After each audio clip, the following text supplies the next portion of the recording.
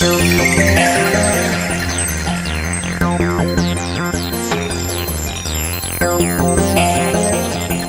is up, Squared Nation? Welcome back to No Counters, No Combos, and today on this rainy March afternoon, we're coming at you from the Mobile Command Center, talking about this, I don't even know what to call it, this experiment that I'm going to be trying this weekend at locals.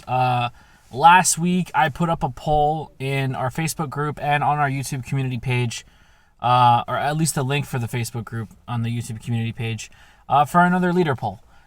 Your choices were Krillin for red, set 10 Yamcha, Krillin for blue, set 10 Yamcha for red, green Piccolo, yellow Master Roshi, and I believe that's it. I didn't put a black leader in there because I wanted to use like the supporting Z fighters from the anime, and Krillin won by a landslide. So we're going to be playing another blue deck, our second week in a row, which I'm not happy about, but I guess that's just going to put it on me for making an original deck for next week's locals. But I started testing, Krillin earlier this week and just trying to figure out a way to make a deck work. I really didn't want to just use the same cards that I used for the Zamasu list. So as you can see on the screen here, there are no Goku hits. There are no Zamasu super combos.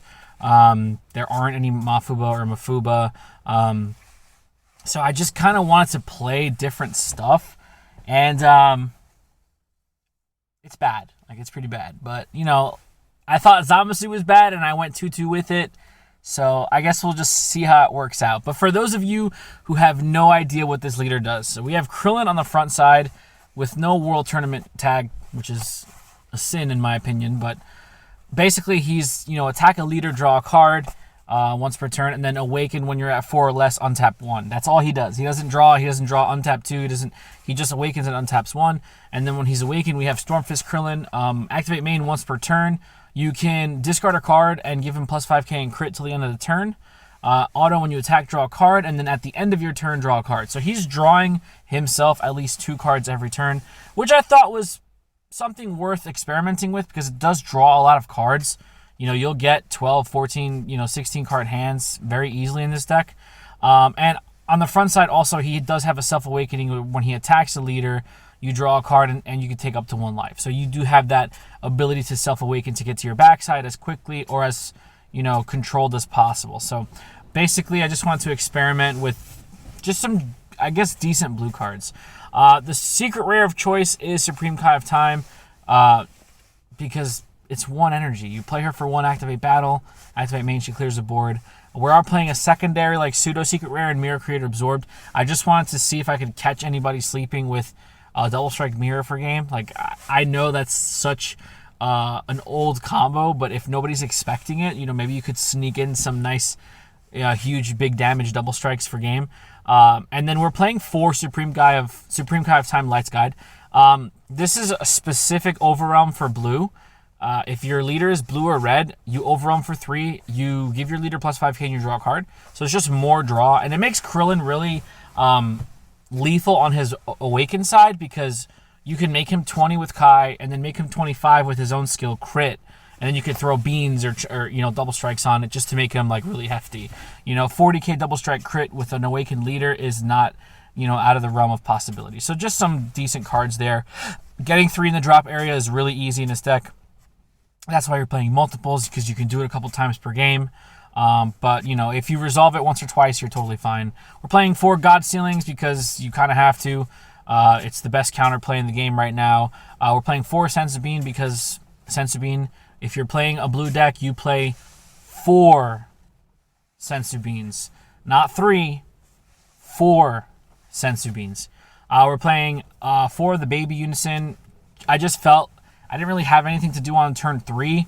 And I have a turn 2 play, so I didn't want to play Zeno, so I feel like Baby's just good.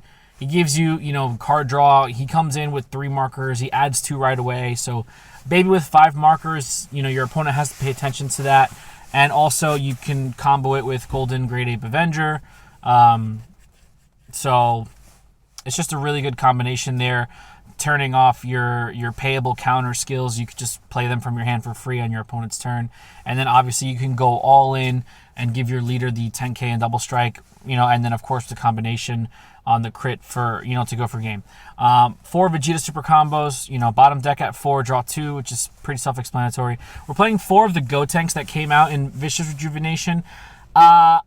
I think, in my opinion, this is probably the best blue 4-drop in the game right now. I mean, you can make the argument for Marichim and Obuni, but I feel like Gotenks just does it all. He is barrier, deflect, and double strike. And if he's countered, you get to restand two of your energy. I just feel like he does it. Like, Marichim is good because he has barrier, but he doesn't have deflect. And then Obuni is good because he has deflect, but doesn't have barrier, and then he brings out the tokens. So it just, I feel like Gotenks is just a good combination of the two, because 2 of the most powerful keywords in the game are deflect and barrier, and he's got both. So why not?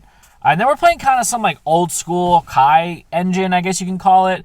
We're playing this 2-drop Kai. I think he's from like set 3 or set 4. Basically, he's just 2 blue, or he's a 2-drop for 1 blue, I believe. He comes into play, and he searches your deck for a card with Supreme Kai in its name. So you can search your secret rare, you can search your overwhelm play, you can search your double strike. It just felt like something cheeky to do. I mean, obviously, you probably only want to resolve 1, maybe 2 of him tops per game. So it gives me something that's easy to charge if I need to.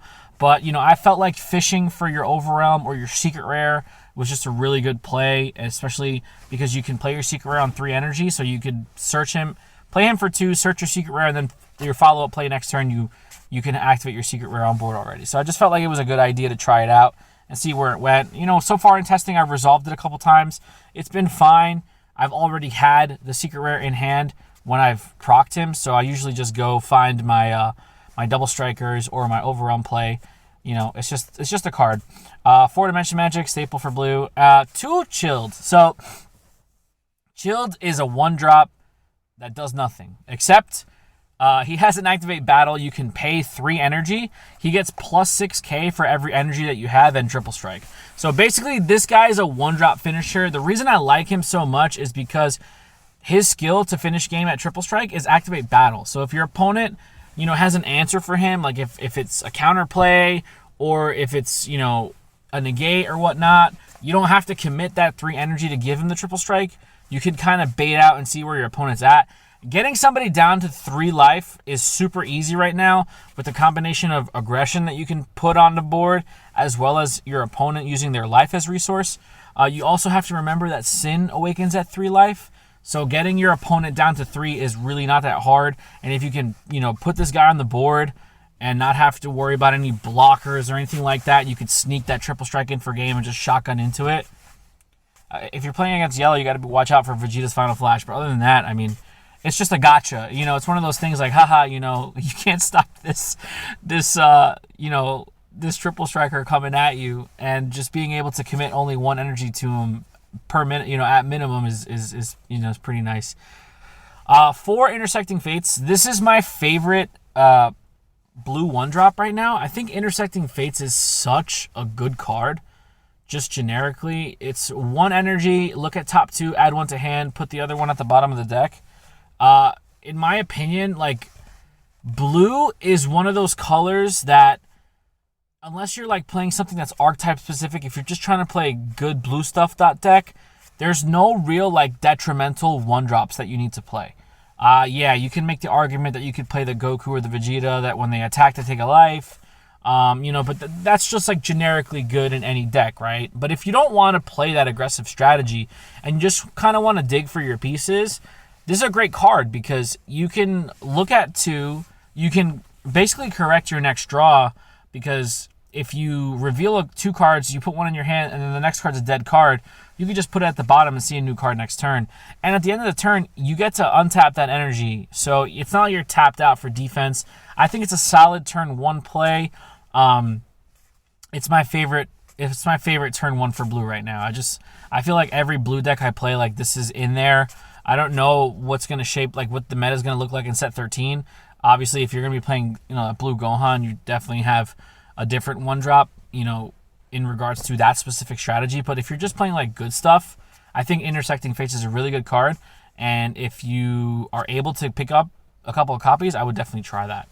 The next card we're playing is a super old It came out in Ultimate Box like 3 or 4 years ago. It's Sidra.